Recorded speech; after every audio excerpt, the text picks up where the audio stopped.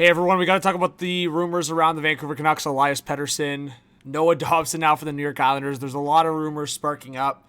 You know what? It's actually crazy how much is connecting the Islanders and Canucks right now. And of course, the Canucks and Rangers have been connected. So it might end up being a scenario where both the Rangers and Islanders make a trade with the Vancouver Canucks. We could see it. I mean, the scenario here is the rumors are suggesting the Vancouver Canucks trade one of Pettersson or JT Miller. But how much of a shake and just bomb throughout the hockey world would it be if they traded both? I don't think it happens, but in the scenario, and I'll just say it, you know what? I'm not going to bury the lead here. What if the Canucks somehow, again, I'm not saying this is realistic necessarily, but what if for JT Miller, they could get a package surrounded around Mika Zibanejad and Braden Schneider, and from the New York Islanders for Pettersson, if they do some special work there, they make it look like a nice package, they get Matthew Barzal and Noah Dobson for the New York Islanders. Again, is that a pipe dream? I don't know. But if the Vancouver Canucks came up with Barzal, Dobson, Mika, and Braden Schneider from Pettersson and Miller through everything that's happened, it's kind of funny because everything that's happened, which is drama, negativity, feuds, you would think it lowers these guys' trade value. But I think because it's been so public in a way that these guys actually haven't requested a trade, it's become a bit of a bidding war, or at least a lot of teams getting in on interest. So let's just go through some of the stuff that's come out. So per Kyprios, JT Miller, he believes has one destination he would waive his no movement clause, and it's the New York Rangers. So that goes back to the Zibanejad combination with another player. And then Friedman, I do know the Rangers are interested, but I don't know how easy that match is going to be. If Vancouver wanted Zibanejad, they would have done it already. The guy I could see Vancouver really liking is Schneider. I'm pretty convinced Rangers wouldn't do that. Again, the Rangers wouldn't do that. Well, would they do it if it secured them JT Miller and another piece? So like I said, Zibanejad and Schneider for Miller and another piece. Maybe Vancouver's not one to do that, but there's a lot of conversation around Dollywall talking about it as well. So Rangers, Canucks have been talking about a lot of pieces. And then there's been other teams involved in these conversations for Pettersson. So there's been Buffalo. I've seen Philadelphia out there. This is not just a small conversation. Anthony chimes in, just says, if the Canucks do indeed have a high interest in Isles, Noah Dobson, a potential deal for Pettersson, you make that deal for sure and twice on Sundays. I've seen a lot of people support this kind of deal, but I don't think it's the deal for Vancouver one for one. And I do see the Larson for Hall vibes. I am higher on Noah Dobson. I know a lot of people are on him for his defensive issues sometimes, but if it's a scenario where the Vancouver Canucks could get Brock Nelson and Noah Dobson, I think the Canucks have to do it if you can get an extension with Nelson. But at the same time, there's those rumors out there that Nelson might want to stay with a U.S.-based team. I'm not too sure on those. But I think it's valid to have that conversation. Isles Den chiming in. I actually like this. I might do a tier list like this for some teams before the deadline, but basically what they have is traded deadline, Brock Nelson, Kyle Palmieri, taking calls on Noah Dobson, Jean-Gabriel Pageau, and Holmstrom, and then would trade if possible Zizekas, Pulock, Pelech, and Engvall. I am curious about the Pageau part because I think the Leafs could be a team that goes in on him for a third-line center spot. I will talk about that in another video coming up. Dan chimes in. So Pettersson for Dobson, Zizekas, a first-round pick, and Engvall. Honestly, if I'm Vancouver, I don't do this. Again, the only reason I'm not doing this if I'm Vancouver is because you're having to take on that Engvall contract. And at the same time, the Islanders are a team sometimes that they can squeak up in the standings. And I just feel like adding Pettersson, that would improve their offense. I don't know. I feel like this would benefit the Islanders in the short term. They'd probably get up in the standings. The first-round pick wouldn't be top 10, and then not worth it, right? Because then who knows how much Dobson's going to require from the Canucks, and the Canucks are obviously losing one of their main offensive forces. So I wouldn't do that if I was Vancouver. Again, if they included Brock Nelson in a package like that, I would do it. This one's a little closer, but again, not happening. And again, not happening from the Islanders. I think this is literally a no-no trade from both teams. So going to what I proposed was this.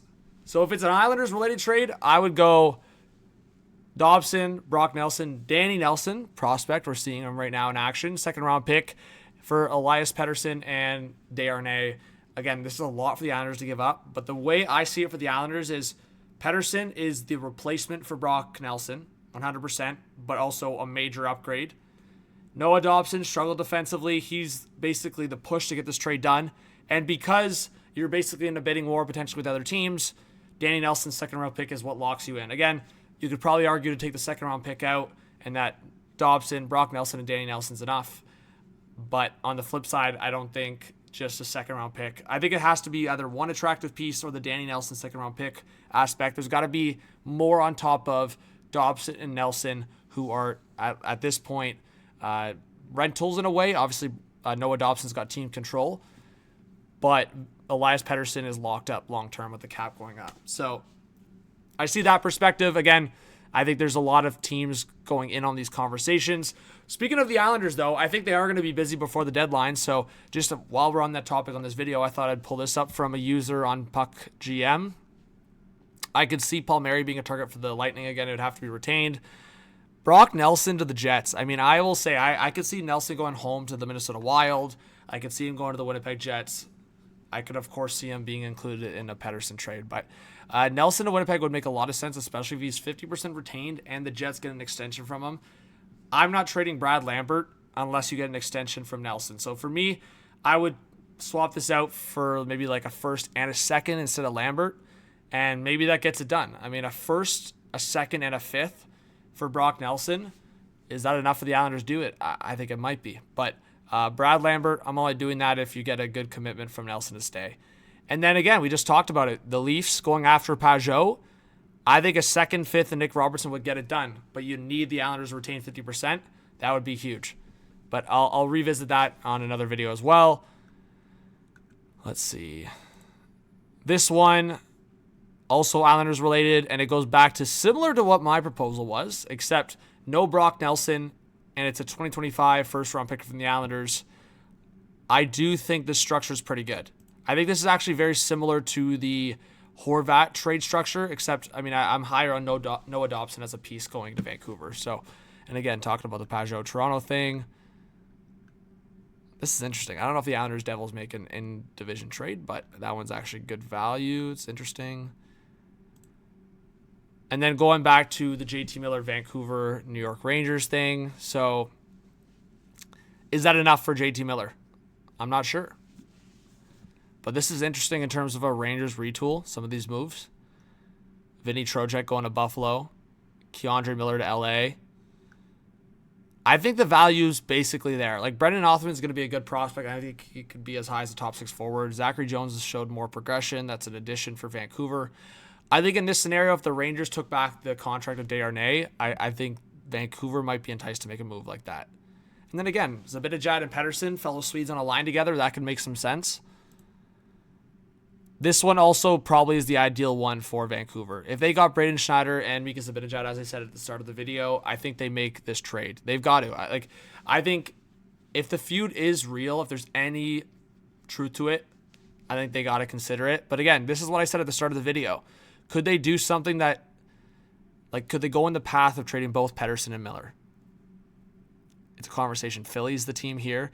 I mean, this kind of puts Vancouver in a crazy retool mode. If they can't re-sign Brock Besser, this is another smart move they can make, but Kotkaniemi doesn't make sense. I mean, swap that with someone else, and maybe I'm doing it. But specifically these two, that's very interesting. But I would just look at the Rangers-Canucks one. And then that's just like a crazy blockbuster. But again, this puts Buffalo in a really good situation with a couple of these trades. Even the McCann one's interesting. I wonder if Seattle would consider that with Jack Quinn in there. I mean, Jack Quinn might be a stud down the line. But again, talking about teams for Pettersson, Buffalo. Rangers is a stretch, but it's possible. Islanders, Flyers. There's a lot of teams out there. I would say Red Wings are another team to consider. I would not be surprised if Stevie Y comes out of left field, starts offering some intriguing pieces. So keep an eye on a few of these teams I'm listing. You never know what could happen. I know people are throwing the crazy like Leafs, Marner for PD. I'm not seeing that happen. But if I'm a team like Buffalo, the Islanders, Red Wings, then you know it's not too late to flip your season. It really isn't. We're in January. You get a good month of January in. So this is the trade for me. If you're not in a playoff spot, You're either making this trade now or you're holding off until the offseason completely. So give me your thoughts, guys. Subscribe, like, comment, notification bell. Definitely comment your thoughts, and we'll chat soon. Peace.